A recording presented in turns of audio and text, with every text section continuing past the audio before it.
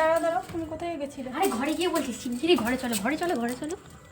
কোথায় গেছিলে তুমি?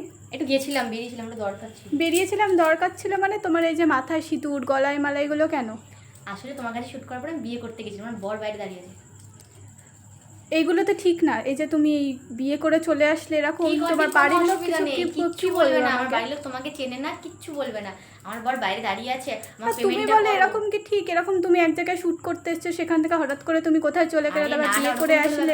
কিচ্ছু হবে না, আমার এটা আসলে না, আমি অ্যাকচুয়ালি এখানে শুট করার পর আমার শ্বাসটা পছন্দ হয়ে গেছে, খুব ভালো লেগেছে, ওই জন্য ভাবলাম কি বিয়ে করিনি, ওই জন্য বিয়ে করিনি। আমার বর বাইরে দাঁড়িয়ে আছে, তোমার মনে হলে তুমি করে নেবে, আমাকে একবার কি আছে না, বলবে না? বর প্রয়োজন মনে করিনি, ওরকম কোনো অসুবিধা নেই। আমার বর বাইরে দাঁড়িয়ে আছে, আমাকে বেরোতে হবে এক্ষুনি। দাও আমার পেমেন্ট করো, আর আমার জামা প্যান্ট দাও, আমি বেরিয়ে যাই। উফ, আমার বর ফোন করছে মনে হয়। ঠিক আছে, তুমি তোমার বাড়িতে ফোন হ্যালো, করো। হ্যাঁ তুমি দাঁড়াও, আমি আসছি। হ্যাঁ এই তো দিদির কাছ থেকে যাচ্ছি। ঠিক আছে, ঠিক আছে, রাখো।